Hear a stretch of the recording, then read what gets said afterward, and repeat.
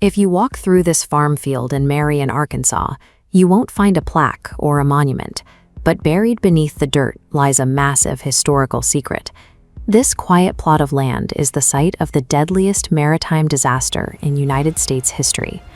To understand the scale of what happened here, we have to look at the Titanic.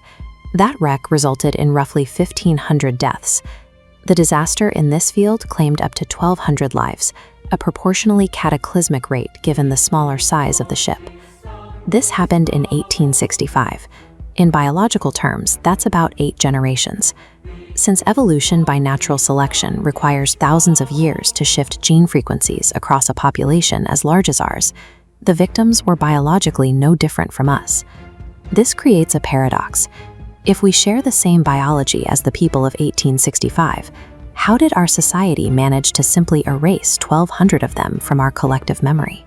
These passengers were Union soldiers, finally returning home from brutal prisoner of war camps, including the notorious sites at Andersonville and Cahaba. Their condition was a study in developmental plasticity, the biological process where extreme environments alter a body's development without changing its underlying genes. After months of starvation and disease, these men had physically deviated from their genetic potential. They were emaciated, sick, and already incredibly weak when they reached the river. That's when greed entered the timeline.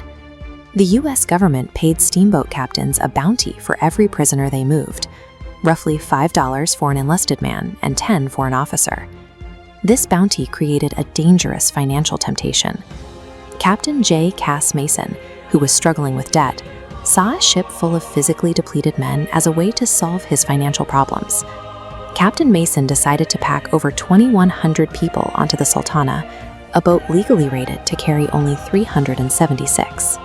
The sheer mass of the soldiers was so heavy that the wooden decks began to sag. To keep the boat from collapsing, the crew had to install emergency support beams from below. Adding to the risk, the ship had a cracked boiler plate.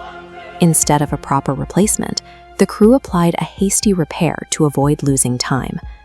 At 2 a.m. on April 27th, fighting a flooded current, 3 patched boilers failed simultaneously. The center of the boat broke apart.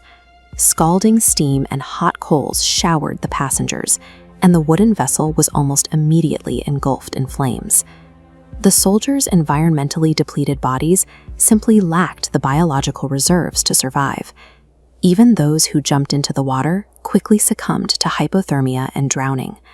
Up to 1,200 men died that morning. In any other era, this would have been a defining national tragedy, but the timing was catastrophic. The nation was paralyzed by the assassination of Abraham Lincoln just 12 days earlier. National attention was hijacked by the hunt for John Wilkes Booth.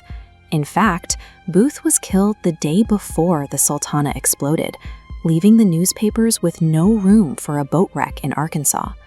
There was also a sense of heavy war fatigue. After 4 years of mass casualties, the American public had become desensitized to reports of death. Accountability vanished as well.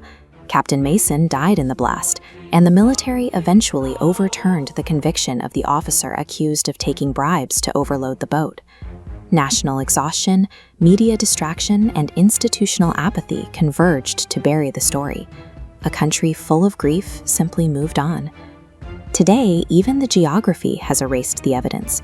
The Mississippi River has shifted course, moving miles away from its 1865 path. This leaves the Sultana's remains far from the water, hidden under an ever-changing physical and historical landscape. Yet, on a biological level, 160 years is a blink of an eye. We are the same species, with the same DNA, as the men who suffered on those decks. Our DNA remains static across these few generations. Yet 160 years is a significant window for the environment to alter a body, for a river to move, and for a nation to leave its deadliest maritime disaster deep beneath a field of soybeans.